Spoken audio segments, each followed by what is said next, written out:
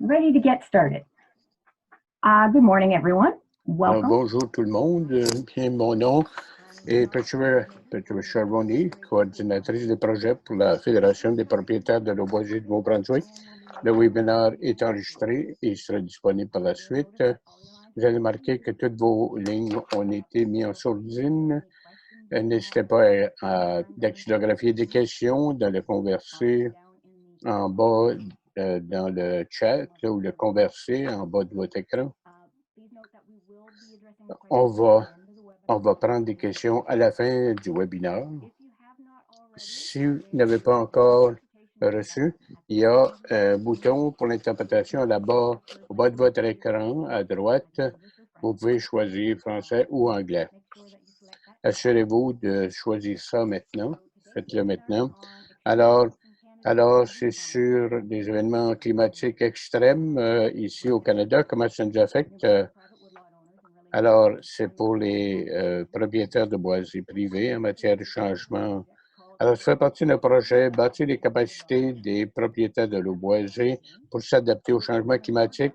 Et vous pouvez en apprendre plus sur la page web Fédération www.nbwoodlotowners.ca ou vous pouvez nous suivre sur Facebook. Le projet est appuyé par du financement par le programme sur les changements climatiques de Ressources naturelles Canada, le Fonds d'ici pour l'environnement, ainsi que par nos partenaires de projet, Community Forest International, l'Université de Nouveau-Brunswick, Ministère des Ressources naturelles, et on veut remercier le réseau environnemental du Nouveau-Brunswick pour nous aider avec la connectivité du webinaire d'aujourd'hui.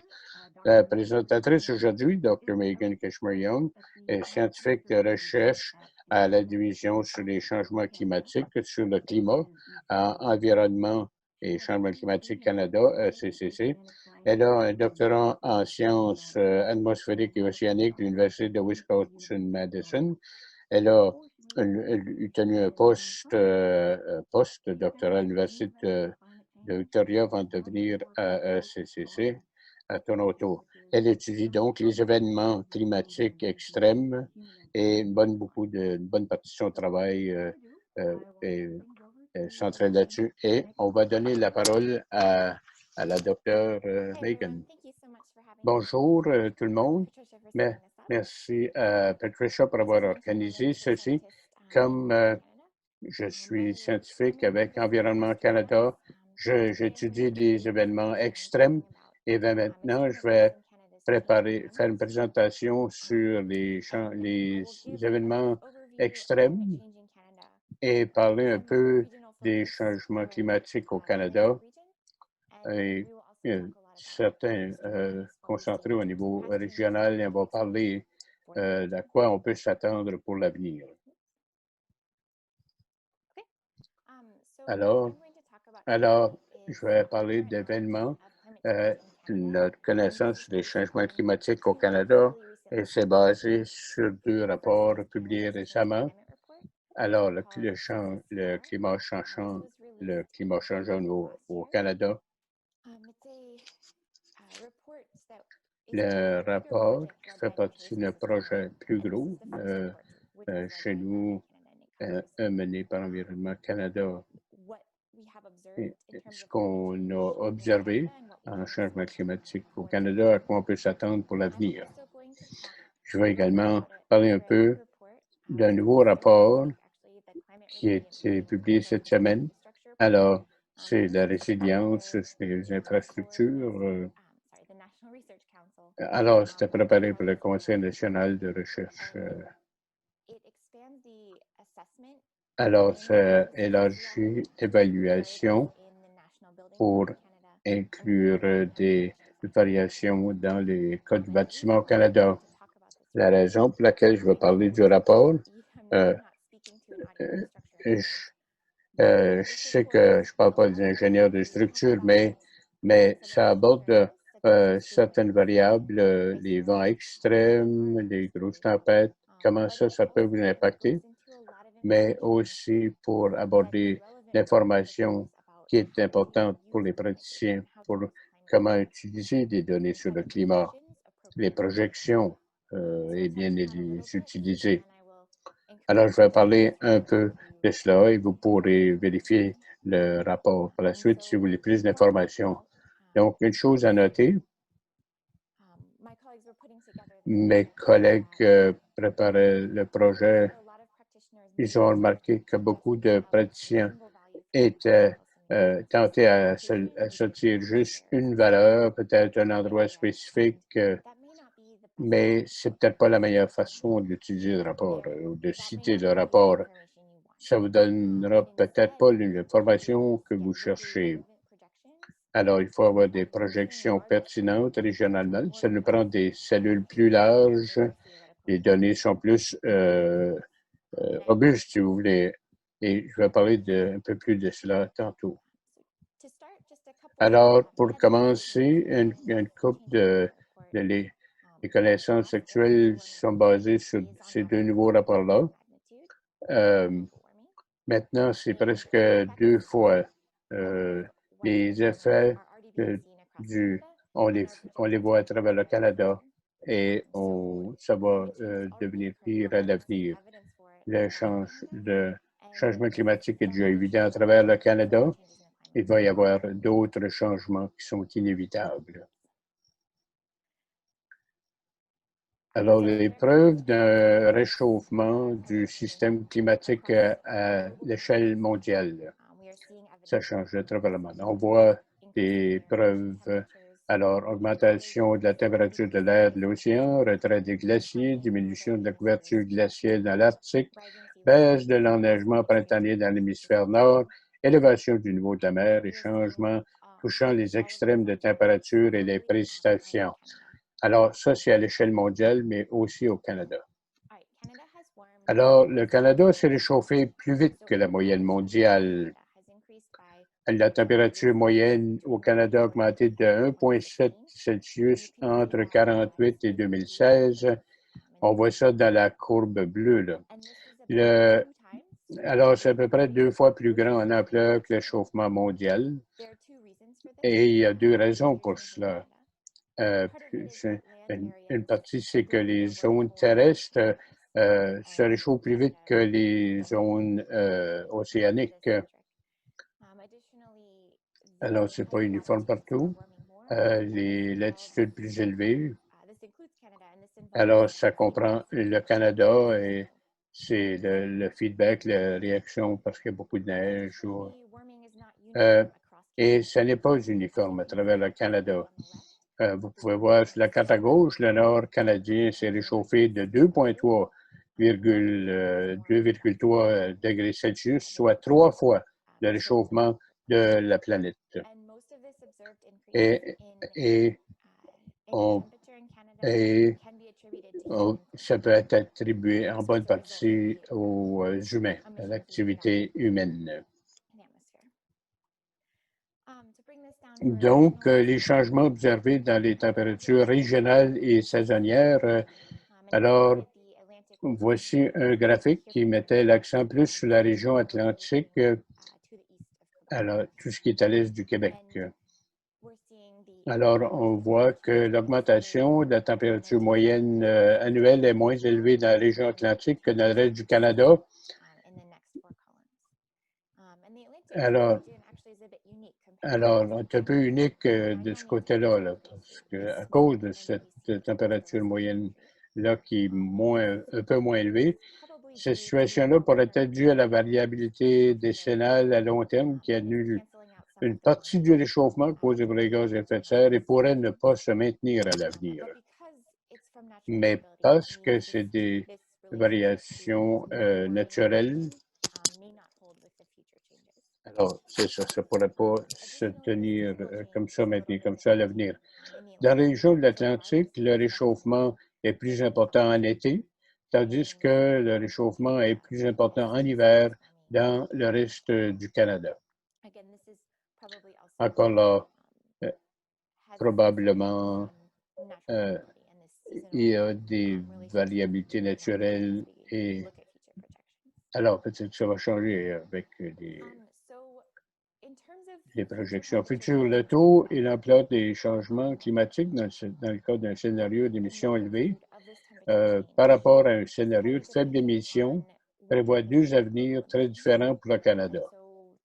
Alors, ça va dépendre des émissions à l'échelle mondiale. Durant la présentation, je vais montrer deux scénarios, deux futurs possibles, si vous voulez, sur deux niveaux d'émissions possibles.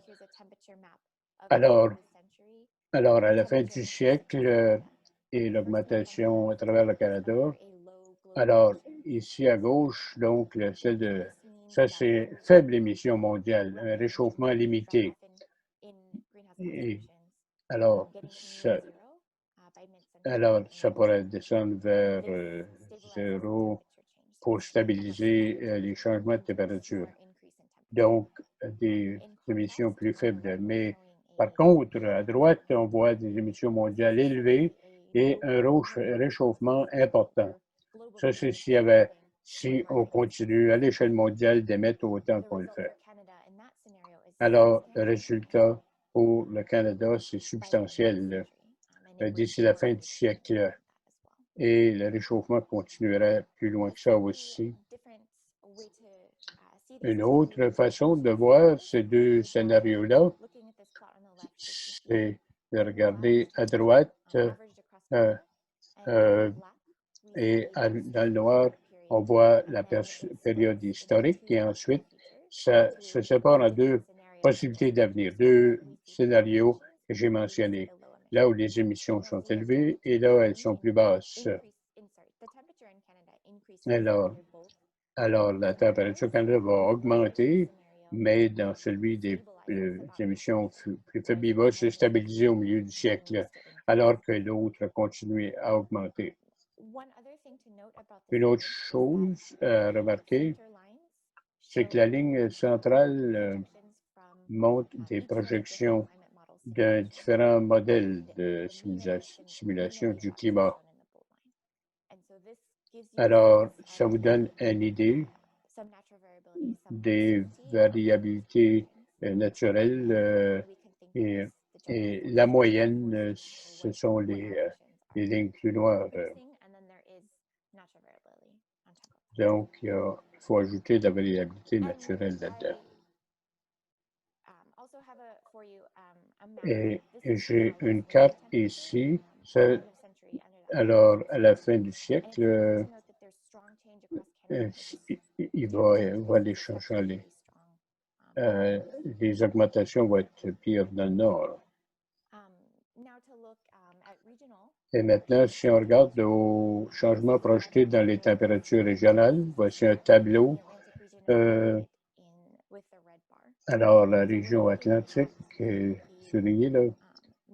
Alors, une augmentation de la température moyenne auquel est projetée pour toutes les régions avec des changements. Alors, dans les premières colonnes, c'est l'émission à faible émission, mais à droite, c'est émission élevée. Alors, vous voyez qu'il y a du réchauffement dans tous les scénarios et à faible émission, ça va augmenter de ce qu'on a vu jusqu'au demi-siècle, alors qu'avec les émissions élevées, le réchauffement va être beaucoup plus élevé. Comparé aux émissions faibles. Alors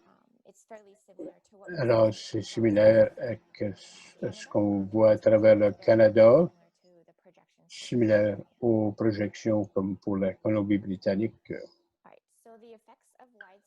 Alors, les effets du réchauffement généralisé sont évidents dans de nombreuses régions du Canada et il est prévu qu'ils s'intensifieront dans l'avenir. Alors, au Canada, ces effets comprennent des extrêmes chauds plus fréquents, intenses, des extrêmes froids moins fréquents, intenses, des saisons de croissance plus longues, des saisons de couverture de neige et de glace plus courtes.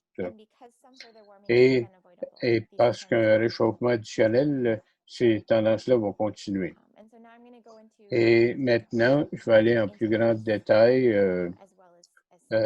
dans ces choses-là et d'autres événements extrêmes. Alors, tout d'abord, plus de températures extrêmement chaudes et moins de températures extrêmement froides ont été observées au Canada. Et je vous montre deux cartes ici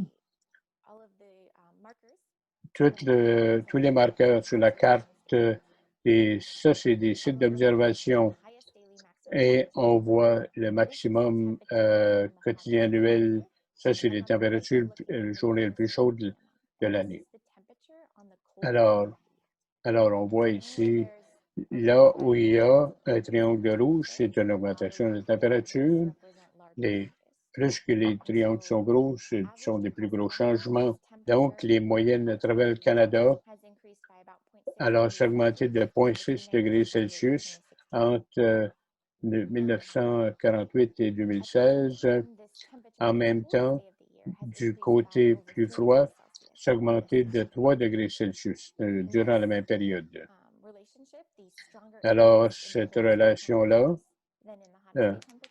les plus froides et les plus chauds, c'est quelque chose qu'on observe aussi à travers la planète et similaire à la température moyenne. Encore là, la plupart de ça peut être attribué à l'activité humaine. Alors, plus de températures extrêmement chaudes et moins de températures extrêmement froides à l'avenir. Alors, pour montrer ça, j'ai d'autres cartes du Canada à gauche. En haut, ce sont les températures annuelles maximales quotidiennes les plus élevées. Et en bas, ça, c'est les journées les plus froides. Alors, on va dire 2,6 avec scénario faible, 8,5 émissions élevées d'ici la fin du siècle. Et vous voyez qu'il y a des augmentations dans les températures extrêmes. Les extrêmes sont plus élevés, plus au niveau des extrêmes d'hiver et d'extrêmes d'été. Bien sûr, c'est pire avec plus d'émissions. Et alors, une couple d'exemples pour les températures extrêmes, comme le jour le plus chaud de l'année, ça a des implications sur la santé des humains et des autres espèces. Et la journée la plus froide de l'année a des implications sur la capacité d'hibernation ou le fait que les insectes peuvent résister au froid. Voici l'augmentation de la durée des saisons de croissance. On peut voir des changements. Il est projeté que la température annuelle maximale quotidienne la plus élevée, la température annuelle minimale quotidienne la moins élevée augmenteront au Canada. Alors, il y a des augmentations dans les moyennes. Alors, température. Alors, on voit les extrêmes, les plus chauds, les plus froids. Il y a des augmentations, bien sûr, qui montent plus vite, qui sont pires avec le scénario d'émissions plus élevé. Il y a l'autre aussi à droite, le nombre de journées chaudes. Ça, c'est au-delà du 30 degrés Celsius, rendu à la fin du siècle, avec les émissions élevées. Ça pourrait être presque 2 semaines de plus où il ferait plus chaud que 30 degrés Celsius durant la journée. Alors, augmentation de la durée des saisons de croissance. Alors, les saisons de croissance se sont déjà allongées dans la région atlantique et à travers le Canada. On peut voir ça à gauche. Il y a une autre carte avec les triangles rouges qui deviennent plus gros. Ça, c'est des plus gros changements durant cette période-là. Alors, il y a une augmentation. Alors, la durée de la saison de croissance, c'est des seuils, température, c'est plus long parce qu'on se réchauffe pour traverser le seuil et plus tard dans l'année. Et il y a 2 cartes qui montrent des changements projetés dans la durée des saisons de croissance. Alors, scénario faible à milieu, scénario émission élevée à droite. Pour les scénarios élevés, la saison pourrait se prolonger de semaines, même jusqu'à un mois dans la fin du siècle. Alors, un monde plus chaud, donc, amène des diminutions de la neige, de la glace et du pergélisol. Depuis 3 décennies, alors, on voit que la durée de la couverture de neige a diminué à gauche. On regarde le pôle nord du dessus, là, le Canada est à droite, est en bas plutôt. Alors, on voit la diminution des semaines avec la couverture de la neige. Alors, et à travers le Canada et le reste de l'Arctique, c'est plus brun. Ça veut dire qu'il va y avoir une diminution du temps, de la durée de la neige et des glaces. La température du pergélisol a monté, donc il y a du pergélisol qui est en train de diminuer rapidement. Alors, les glaciers aussi diminuent et avec plus de réchauffement, ces tendances-là vont continuer. Alors, les périodes sans glace vont être plus longues. On prévoit ça pour l'océan Arctique. Durant l'été, la probabilité de perte de la glace dès la moitié du siècle est presque 100%.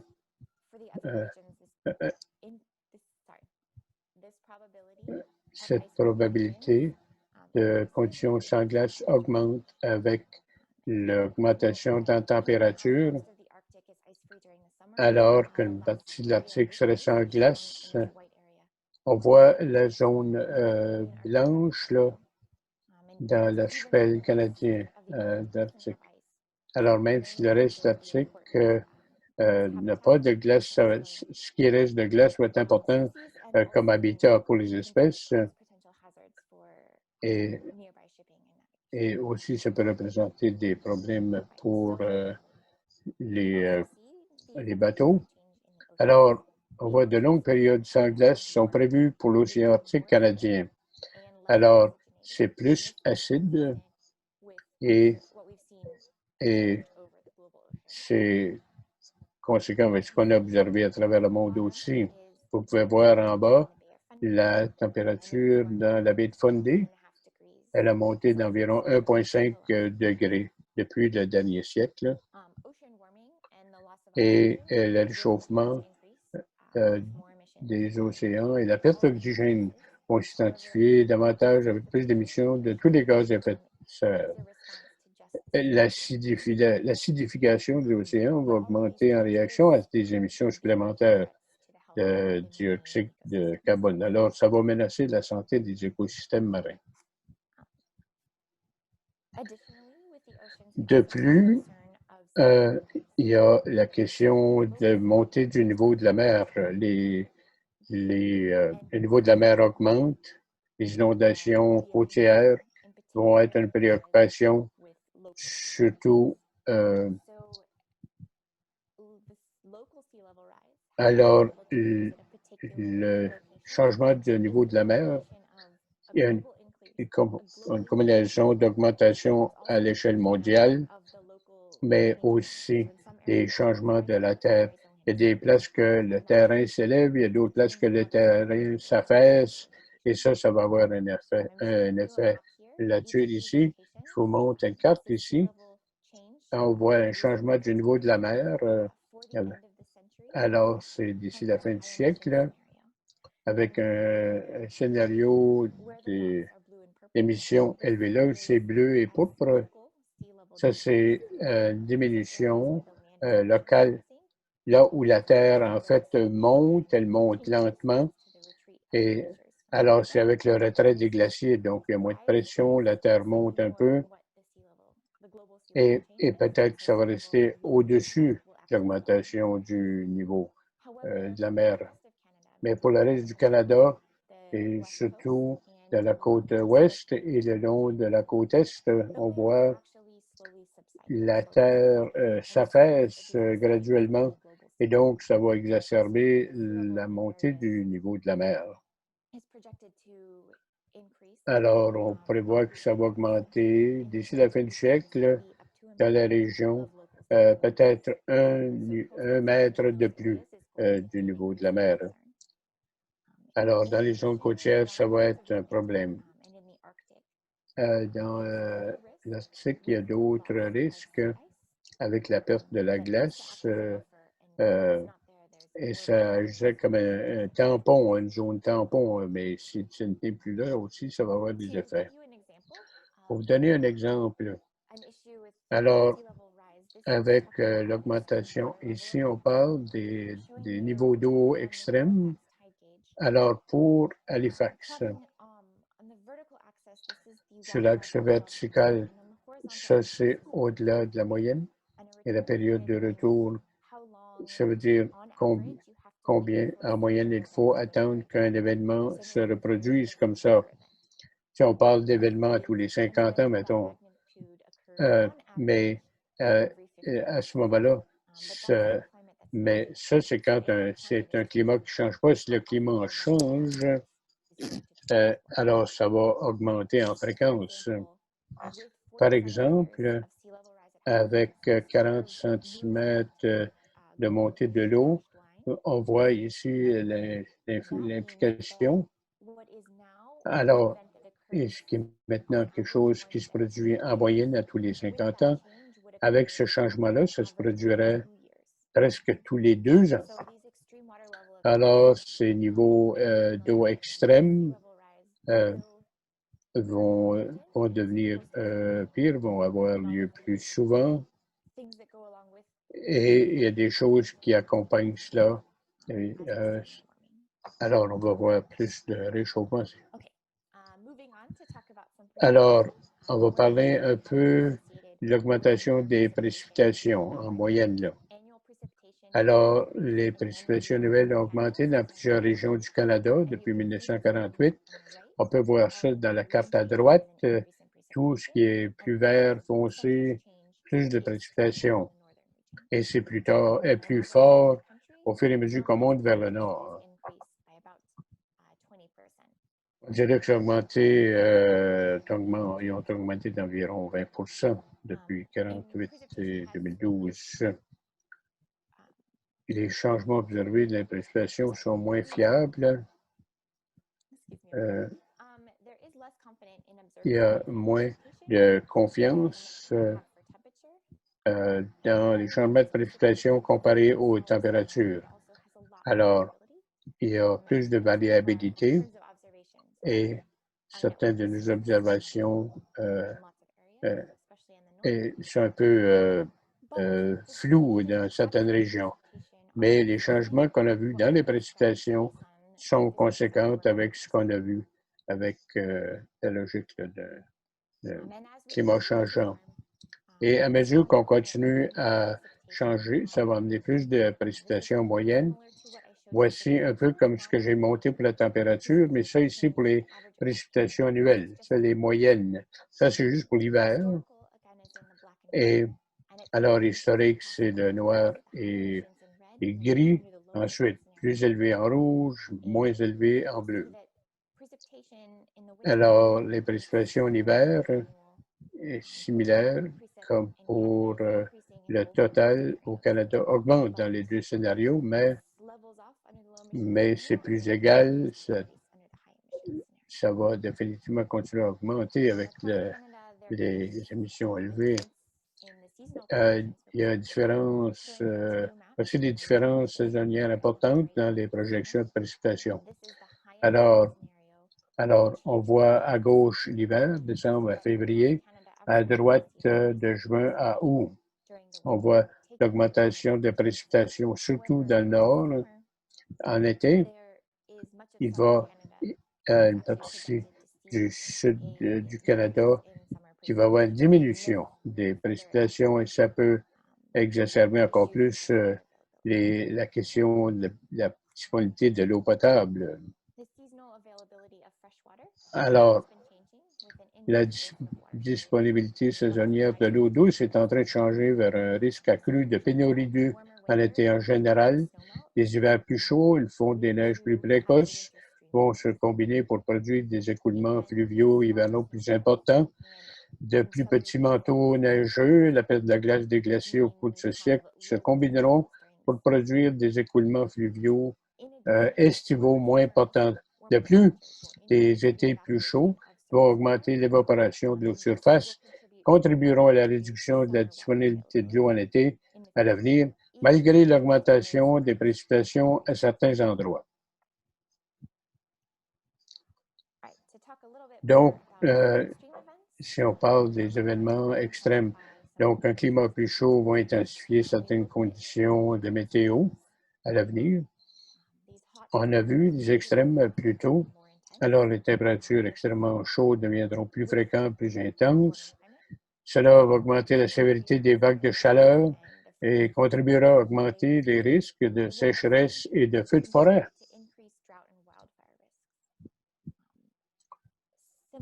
Même si les inondations, comme je l'ai mentionné, avec les températures qui montent, alors il va y avoir plus d'évaporation, même là où il y aura plus de précipitations, ce ne sera pas assez pour compenser pour le processus d'évaporation et d'assèchement.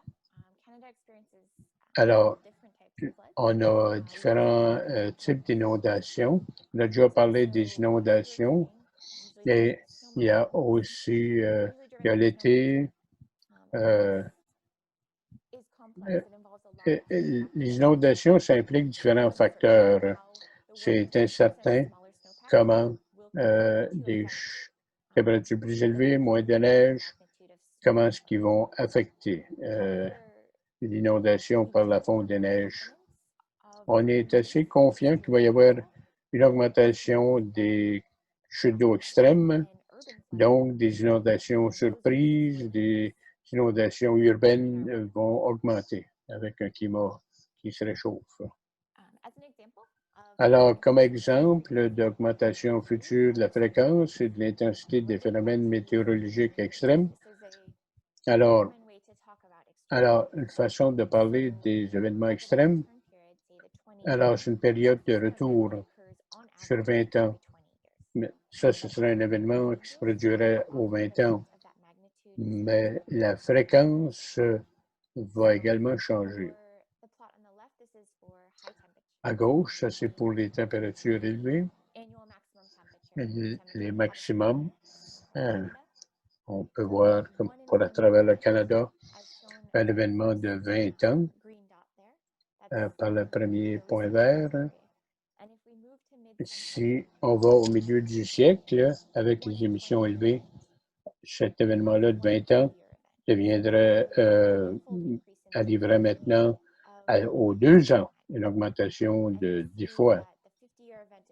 Et donc, 50 ans, c'est un peu la même chose, ça va diminuer.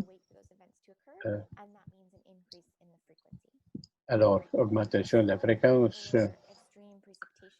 Alors, si on voit à droite, quand on a des changements dans les extrêmes de précipitation, l'événement de 20 ans serait une fois par 10 ans. Et on doublé la fréquence. Alors, les événements, on voit une augmentation des fréquences de ces choses-là. L'augmentation future des précipitations extrêmes, c'est un peu les mêmes, le diagramme avec les barres. Les augmentations des précipitations extrêmes sont projetées pour la région atlantique avec des changements plus importants dans le cadre d'un scénario d'émissions élevées. Donc, augmentation des précipitations annuelles, plus grand changement, émissions élevées, et donc il va y avoir une augmentation. Les événements de 10 ans, 50 ans vont s'accélérer. C'est une façon différente de voir ce qu'on avait vu dans l'autre diapo. On avait vu un événement de les hautes magnitudes, ça se produit plus souvent.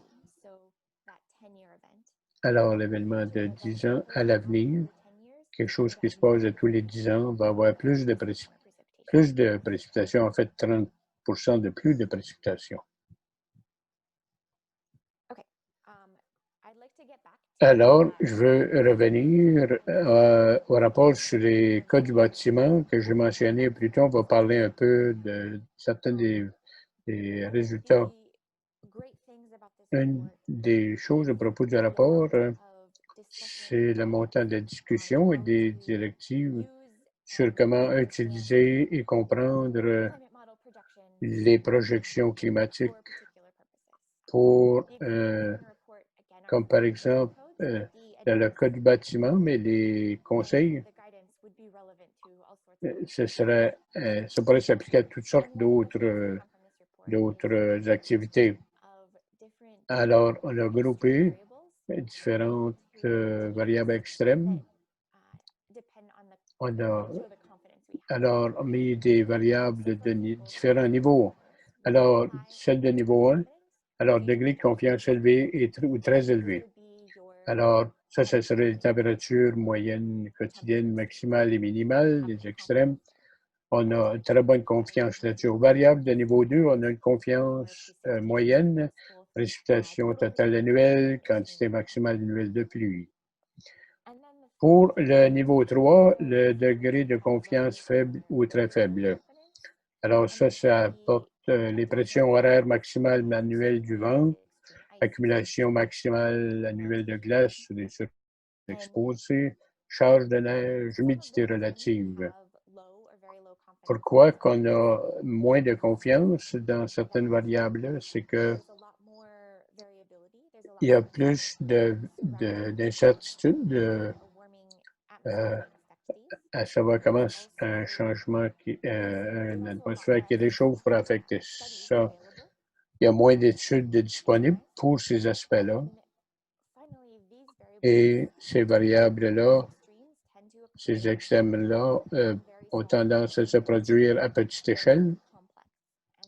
Ils sont complexes aussi, et c'est donc difficile à représenter. Je vais vous donner un exemple ici. Alors, ça, c'est l'augmentation du vent projeté, mais avec un degré de confiance très faible.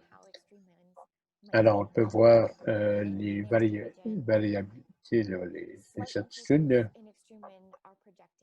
Alors, on va prévoir, la confiance est plus faible au niveau des modèles de projection. Alors, dans le gris, il y a une augmentation de vent extrême avec changement des températures, mais la portée là-dessus est très large. Peut-être changement négatif à des changements très positifs, très élevés. Alors, il y a un certain niveau d'incertitude dont il faut tenir compte.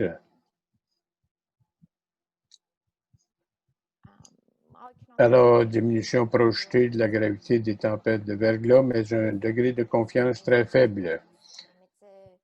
Alors, ça décrit la sévérité. On voit que ça descend à des valeurs négatives. Alors, des diminutions projetées, des charges d'accumulation de glace pour le Canada atlantique. Alors, l'incertitude toutefois très élevée à cause de raisons physiques complexes et à petite échelle qui sont rarement représentées dans les modèles.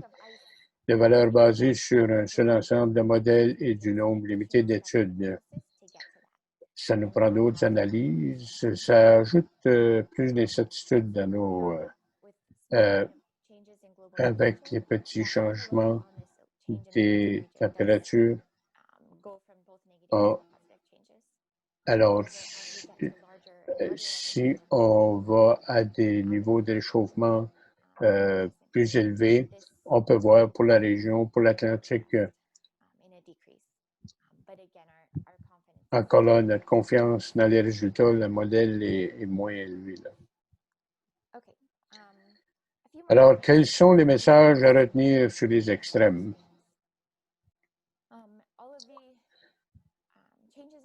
Alors, tous les changements, les projections vont dépendre sur les scénarios d'émission.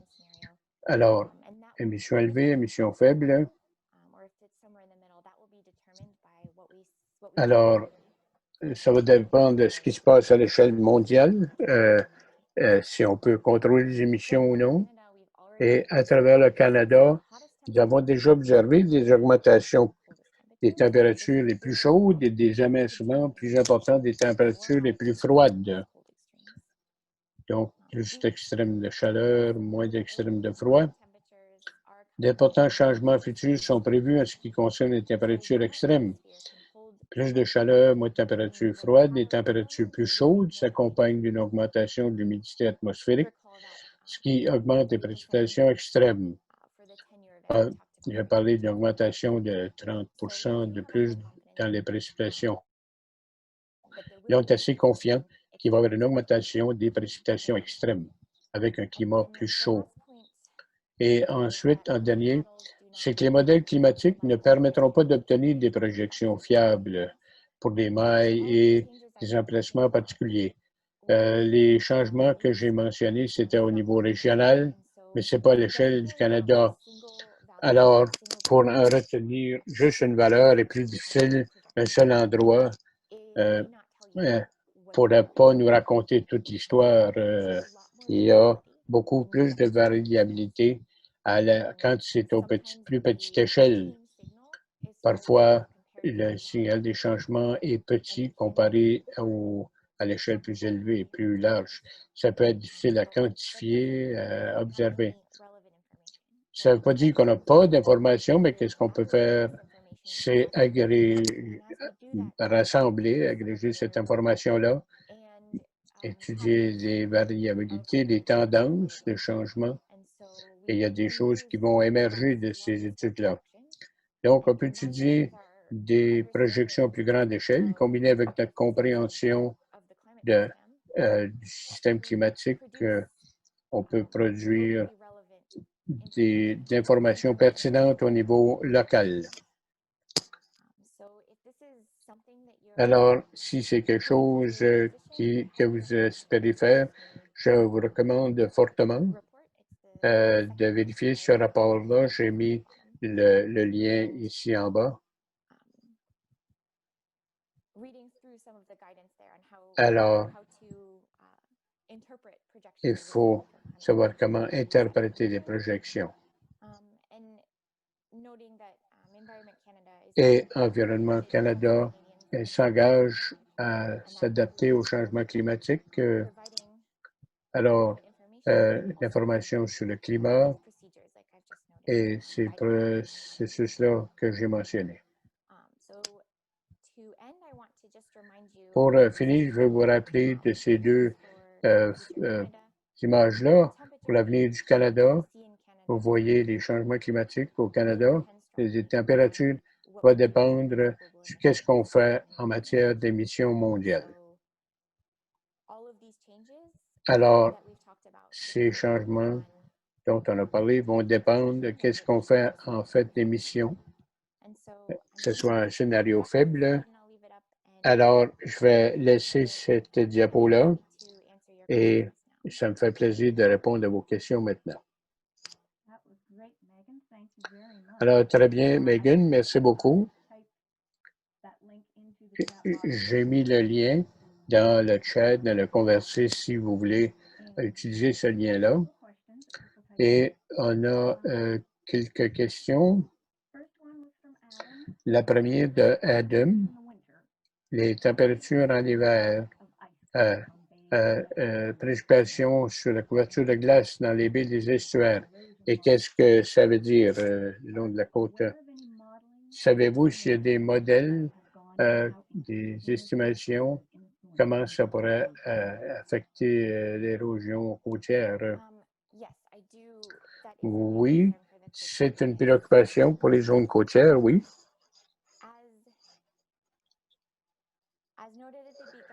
J'ai mentionné au début mon expertise est surtout dans les événements extrêmes, température, précipitation, surtout. Et je peux seulement répondre en général. Je sais que un des secteurs qu'on étudie, on a fait des modélisations. Le climat, on parle de vagues extrêmes. Ça va augmenter. Des vagues extrêmes vont augmenter avec le réchauffement. C'est quelque chose qu'on étudie aussi. Alors oui, oui, c'est un gros facteur de l'augmentation des activités des vagues et c'est dû à la perte de la glace de mer. Ça agissait comme une barrière, comme un obstacle et maintenant les vents vont être plus libres, le vent pourra pousser les vagues et maintenant tu auras moins de protection de la côte avec des glaces qui auront disparu plus vite. Et ça va être exacerbé par la montée du niveau de la mer. Je ne peux pas répondre de manière plus spécifique, mais oui, c'est quelque chose qu'on étudie. Alors, merci de la part d'Adam. La prochaine question de Beverly, c'est comment est-ce que cette montée du niveau de l'eau va affecter la baie de Fundy?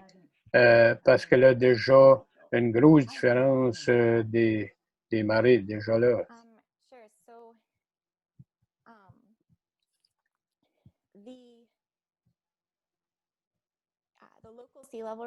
La montée du niveau local, là, ça va monter dans cette région-là.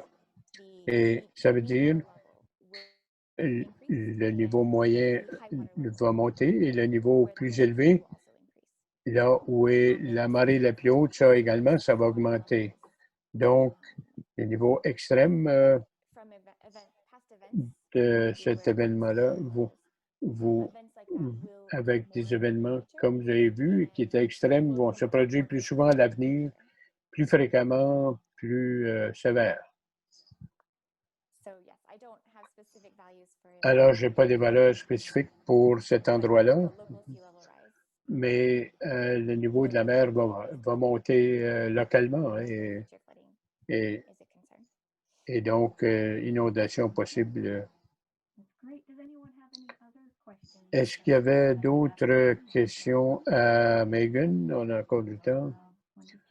Alors, qui viennent de Tania, est-ce que vous êtes au courant d'études ou d'augmentation qui mettent l'accent sur les espèces d'arbres et qui sont plus durables contre le changement climatique ou des façons que les propriétaires de boisés, par la sélection des espèces, pourraient aider à réduire l'impact des changements climatiques?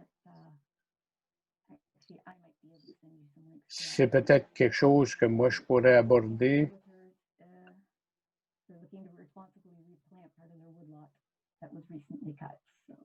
Alors, c'est ça, quoi planter dans un... Mais je vais te contacter là-dessus, Tania, et parce que c'est moins pour vous pointer dans la bonne direction pour cette information-là.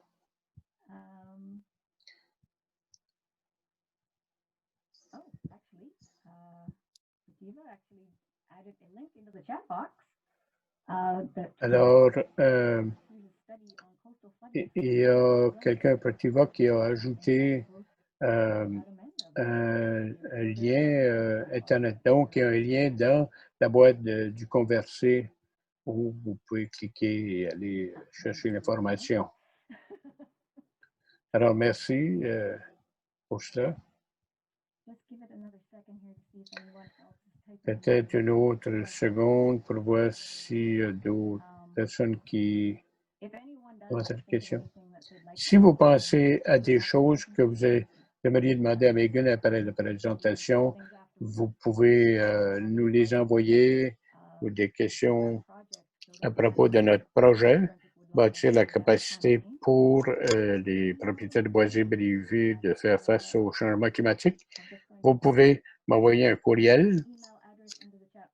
Je vais mettre mon adresse courriel dans la boîte de Conversé. Et ensuite, il y a des questions pour Megan et essayer de trouver des réponses pour vous.